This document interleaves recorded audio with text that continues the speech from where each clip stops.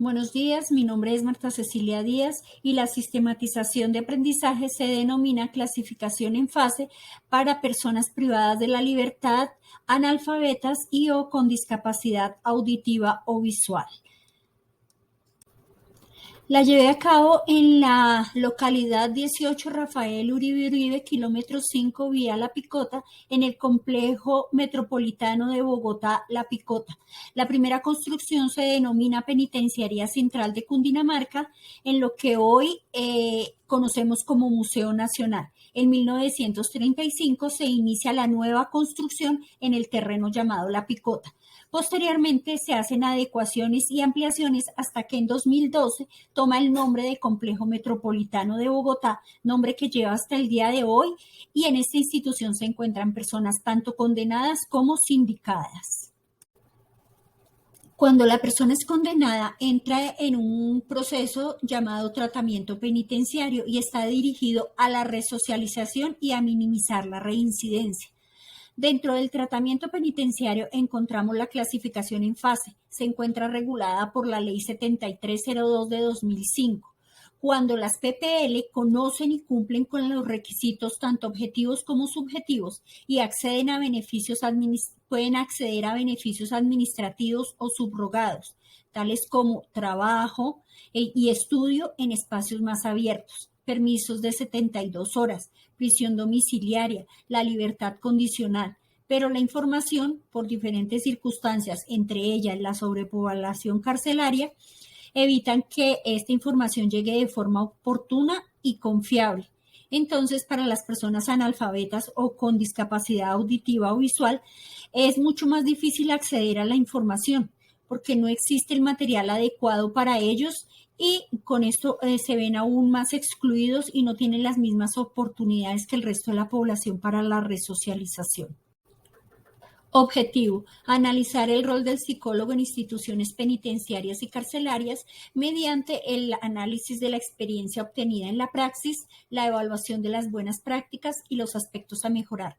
Objeto: personas privadas de la libertad condenadas por primera vez que por analfabetismo o discapacidad auditiva o visual no poseen la información necesaria para solicitar la clasificación en fase. Ejes: rol del practicante de psicología en escenarios carcelarios, análisis de los instrumentos que se utilizan para el trabajo con las personas privadas de la libertad, analfabetas y o con discapacidad auditiva o visual, buenas prácticas dentro de la institución penitenciaria y carcelaria, reconocimiento de la exclusión en estas instituciones, mejoramiento de la situación de vulnerabilidad de las personas analfabetas y o con discapacidad auditiva o visual.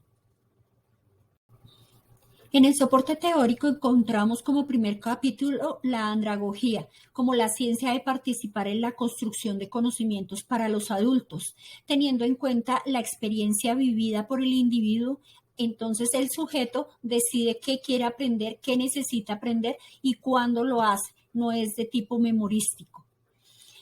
Como segundo capítulo encontramos las personas privadas de la libertad. Se encuentran que a nivel mundial Estados Unidos es uno de los países que posee la mayor cantidad de personas privadas de la libertad y que en Latinoamérica Colombia es el país con el mayor índice y en reincidencia también tiene niveles muy altos. En el capítulo 3 encontramos el analfabetismo y la exclusión social en los centros de reclusión. Desde la Constitución Política en Colombia se promueven los recursos y las herramientas necesarias para que las personas privadas de la libertad realicen estudios y trabajos durante el tiempo de condena. Lo identificado en la práctica es que se continúa con el método tradicional de pedagogía, en donde el estudiante no participa de su aprendizaje, sino que memoriza. Por tanto, la persona no le encuentra ninguna utilidad a los conocimientos impartidos, además, pues que no se ajustan a su realidad ni a sus necesidades. El capítulo cuarto es el trabajo carcelario como herramienta para la resocialización. El artículo 55 de la Ley 1709 de 2014 rige el trabajo penitenciario en condiciones dignas y justas y como una manera de resocialización. Lo encontrado es que los trabajos que priman en el contexto penitenciario son de tipo manual, el aseo, reparaciones, panadería, cocina, los cuales son muy mal remunerados una vez ellos terminan su condena y están en libertad. Además, que debido a la estigmatización es muy difícil que se puedan vincular laboralmente. Las empresas que ofrecen trabajo al interior de la prisión terminan todo vínculo laboral una vez la persona privada de la libertad cumple con su condena. Como capítulo quinto encontramos el rol del psicólogo en escenarios carcelarios. Este rol del psicólogo se rige por la Ley 1090, por el Código Deontológico y Bioético y además por la Resolución 4124-19 del INPEC, que determina las funciones específicas del psicólogo en el contexto penitenciario. En su gran mayoría están relacionadas con la promoción y ejecución de programas relacionados con el tipo de delito. Lo que se evidenció durante la práctica es la necesidad de que los programas sean dirigidos a las necesidades y a potenciar sus habilidades.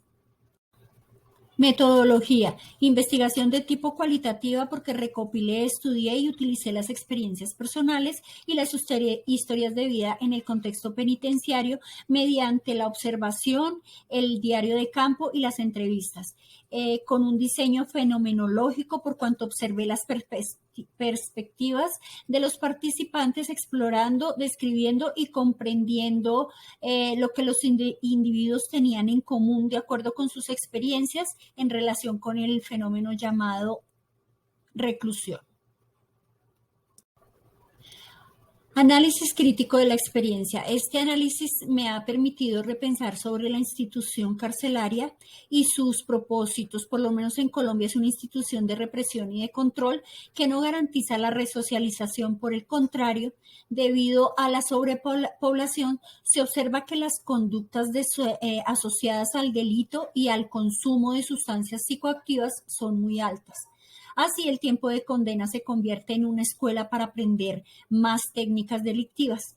Los recursos humanos que trabajan en la vigilancia y control y disciplina de las PPL son insuficientes y se encuentran sobrecargados laboralmente. Debido al hacinamiento carcelario, las condiciones sanitarias, de salud, de derechos, entre otros, pues se ven vulnerados. A pesar de que no existen malos tratos o trabajo forzado, el solo hecho de tener que compartir una celda diseñada para una persona con 3 y 4 personas más, pues ya está vulnerando al individuo en lo más sencillo que es en su privacidad. Este hacinamiento de este hacinamiento pues parte la gran mayoría de las dificultades en la picota. En cuanto a los programas de resocialización, pues están dirigidos al tipo de delito como robo, asesinato, más no a la necesidad específica de la persona o a potenciar sus habilidades, que es uno de los objetivos de la fase de observación y diagnóstico. Los programas son de carácter obligatorio, pero en muy pocos casos se hace un seguimiento en cuanto al impacto individual del programa para la resocialización y no existe ningún tipo de programa de acompañamiento para el pospenal.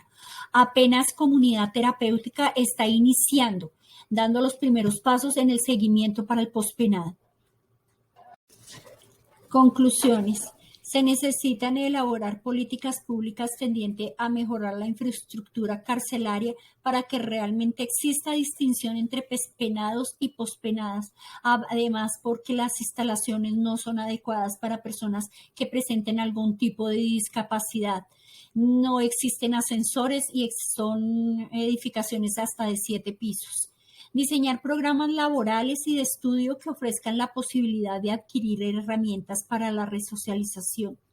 Desestigmatizar y dignificar a las personas privadas de la libertad para que puedan acceder a trabajos que suplan sus necesidades una vez se encuentren en libertad.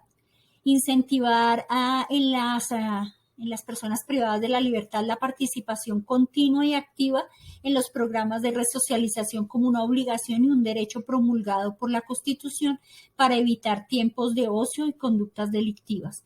Por último, se hace necesario promover la contratación de personal capacitado, tanto en seguridad, disciplina, custodia y vigilancia, como además que cuenten con habilidades para atender las diferencias individuales como el analfabetismo y o discapacidad auditiva o visual. Muchas gracias y un feliz día.